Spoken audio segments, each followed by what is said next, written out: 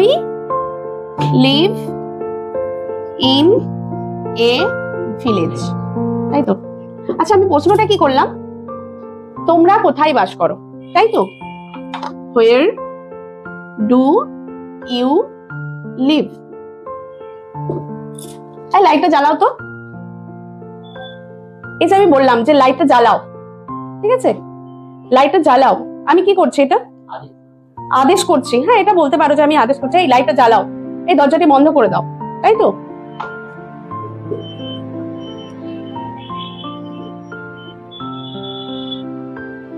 Close the door, দরজাটি বন্ধ করো, ঠিক আছে? পরীক্ষা কেমন? ভগবান তোমার মঙ্গল করুন। প্রণাম করতে গেলে সবাই বলে তো, বলে তো সবাই, god May bless you.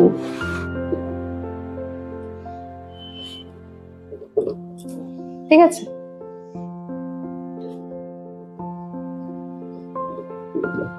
We have won the match. আচ্ছা, আগের দিন তো তোমরা সেন্টেন্স পড়েছো। সেন্টেন্স কি? পাশাপাশি কতগুলো ওয়ার্ড বসে যখন একটি সম্পূর্ণ অর্থ প্রকাশ করছে তখন তাকে আমরা সেন্টেন্স বলছি। আচ্ছা, এগুলো কি আমরা সবাই সেন্টেন্স বলতে পারবো? We live in a village means আমরা একটা গ্রামে বাস করি, এটা একটা অর্থ প্রকাশ করছে সম্পূর্ণ, যেটা বলতে চাইছি। Where do you live? তোমরা কোথায় বাস করো?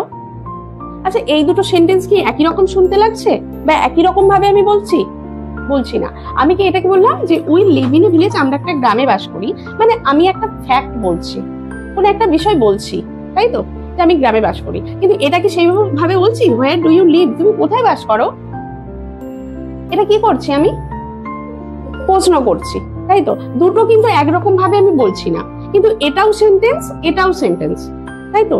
আমি তো এই প্রশ্নটা করতে চেয়েছিলাম তোমাদের যে তোমরা কোথায় বাস করো। প্রশ্নটা করতে চেয়েছিলাম, প্রশ্নটা তোমরা বুঝতে পেরেছো তো? যে হোয়ার ডু ইউ লিভ, তুমি কোথায় বাস করো, তাহলে এটাকে তো আমি সেন্টেন্স বলতেই পারি।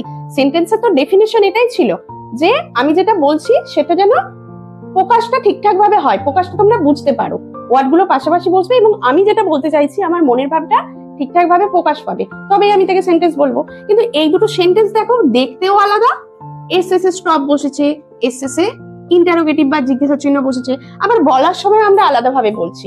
দেখো যে আমরা একটা গ্রামে থাকি, আবার এটা বলছি যে তোমরা কোথায় থাকো, কোথায় বাস করো। যখন আমি বলছি সেন্টেন্স দুটো সেটা আলাদা রকম ভাবে বলছি, আবার দেখো তোমরা যখন উত্তর দেবে সেটা কি একই রকম ভাবে দেবে? যে আমি যখন জিজ্ঞেস করলাম যে তোমরা কোথায় বাস করো, তখন বলবে কি যে আমরা গ্রামে বাস করি, এটা বললে তো? সেটা কি প্রশ্ন করার মতো করে বললে? না, তোমরা কিসের মতো আলাদা রকম ভাবে বললে, তাই তো? আবার দেখো ক্লোজ দ্য ডোর, এই যে বললাম এই দরজাটা বন্ধ করো তো, সেটা কি আমি প্রশ্ন করার মতো বলেছিলাম? বলছি না তো, আমার বলার টোনটা আলাদা রকম হয়ে যাচ্ছে না? আবার দেখো যে ভগবান বা কাউকে প্রণাম করছো তো, বড়দেরকে প্রণাম করলে কি বলে?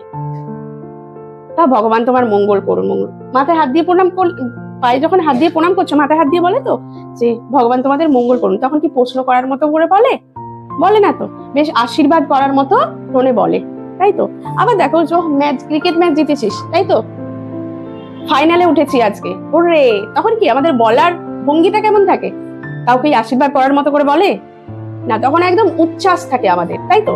আচ্ছা, এই সবগুলোই সেন্টেন্স, কিন্তু সবগুলো যখন আমরা বলছি দেখো তখন হচ্ছে সবগুলো টোন আলাদা হয়ে যাচ্ছে, বলার ভঙ্গিটা আমাদের আলাদা হয়ে যাচ্ছে, বুঝছে? তো এই এত ধরনের সেন্টেন্স কিন্তু সেন্টেন্সের প্রকৃতি অনুযায়ী হয়।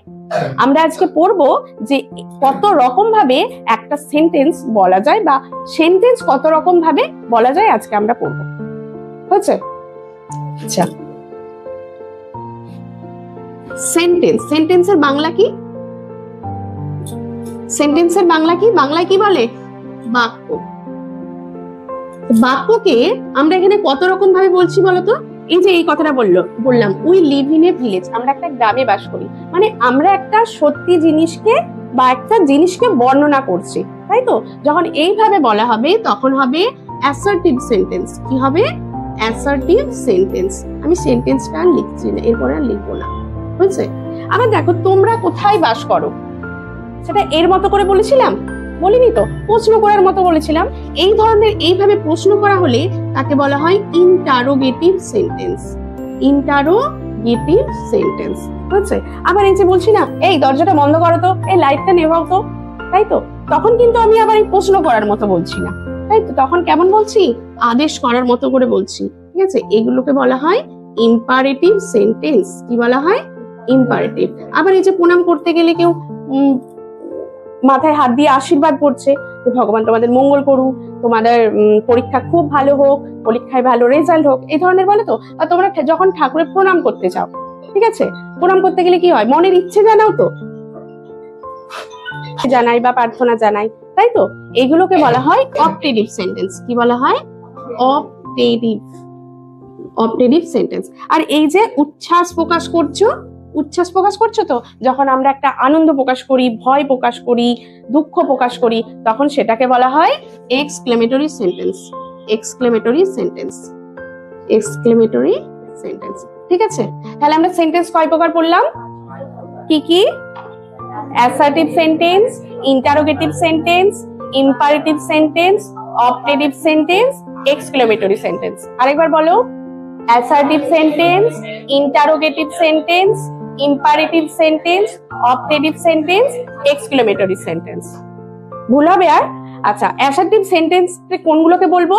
যেগুলো হচ্ছে কোনো কিছু বর্ণনা বোঝাবে। আমরা বর্ণনামূলক সেন্টেন্সও বলতে পারি। কি বলতে পারি? বর্ণনামূলক। ইন্টারোগেটিভ দেখো, প্রশ্নবোধক, ঠিক আছে? প্রশ্নবোধক হচ্ছে সেন্টেন্স। ইম্পারেটিভ হচ্ছে আদেশ, উপদেশ বা অনুরোধ, ঠিক আছে? অপটেটিভ হচ্ছে ইচ্ছা, আমাদের ইচ্ছে বা আমরা ঠাকুরের কাছে প্রার্থনা করি, প্রার্থনা, বুঝছে? আর এক্সক্লেমেটরি হচ্ছে আবেগ সূচক, আবেগ, হয়েছে? তাহলে বলো, অ্যাসার্টিভের বাংলাটা কি? বর্ণনামূলক। ইন্টারোগেটিভের বাংলাটা হচ্ছে প্রশ্নবোধক। ইম্পারেটিভ হচ্ছে আদেশ, উপদেশ, অনুরোধমূলক বোঝাবে। অপটেটিভ ইচ্ছে বা প্রার্থনা। এক্সক্লেমেটরি হচ্ছে আবেগ সূচক। তাহলে যদি বলে যে অ্যাসার্টিভ সেন্টেন্স কাকে বলে, সেটা কি বলবে? না, যে সেন্টেন্সের দ্বারা কোনো কিছু বর্ণনা করা বোঝাচ্ছে, ঠিক আছে? সূর্য পূর্ব দিকে ওঠে, একটা বর্ণনা করা বোঝাচ্ছে। আমি তোমাদের পড়াচ্ছি, এটা কি একটা ঘটনা ঘটছে সেটা বলছি, ঠিক আছে? এটা তাহলে কোন সেন্টেন্সের আওতায় আনবো? অ্যাসার্টিভ সেন্টেন্সের আওতায় আনবো, ঠিক আছে? বা কোনো প্রশ্ন করা, ঠিক আছে? এই যে বললাম যে তোমার বাড়ি কোথায়, কি আজকে কি দিয়ে ভাত খেয়েছো, তো কালকে স্কুল যাবে তো, এই যে ব্যাপারগুলো, এই যে আমি প্রশ্ন করছি, দেখো আমার কথার মধ্য দিয়েই বোঝা যাচ্ছে, প্রশ্নবোধক। এগুলোকে বলা হচ্ছে ইন্টারোগেটিভ। ইম্পারেটিভ আদেশ, উপদেশ, অনুরোধ, ঠিক আছে?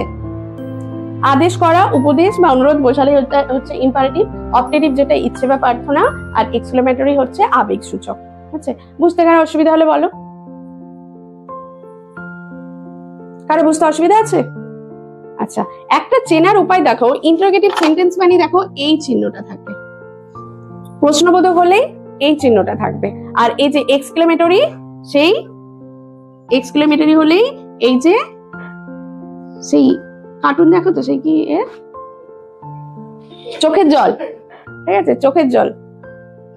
আরে ওই নবিতা কে ছিল? ডোরেমন।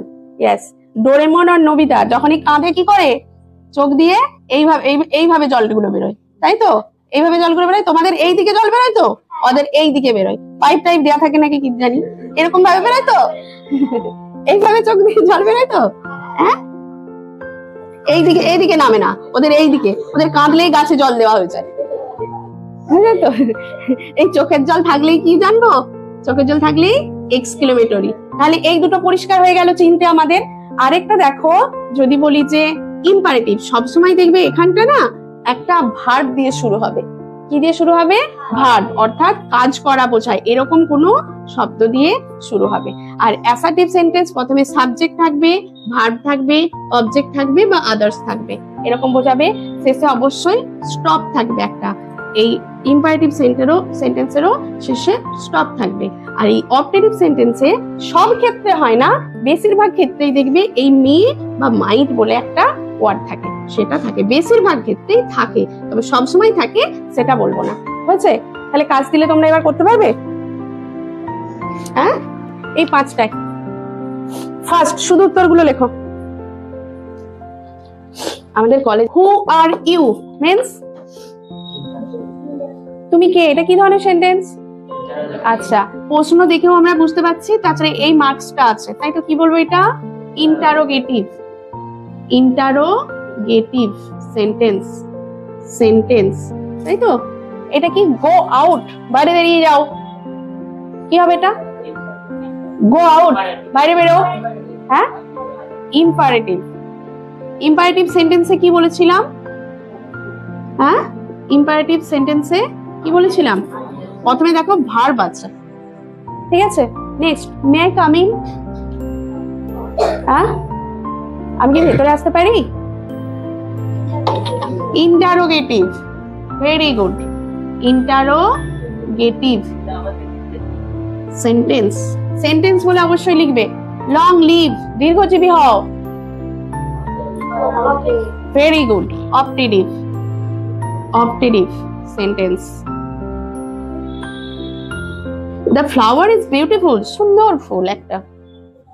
হ্যাঁ, প্রশ্ন করা বোঝাচ্ছে না, আদেশ করা বোঝাচ্ছে না, আনন্দ বোঝাচ্ছে প্রচুর না, দুঃখ বোঝাচ্ছে তাও বোঝাচ্ছে না, তাহলে কি হবে? এটা কোন একটা বর্ণনা বোঝাচ্ছে যে ফুলটা খুব সুন্দর, কি হবে?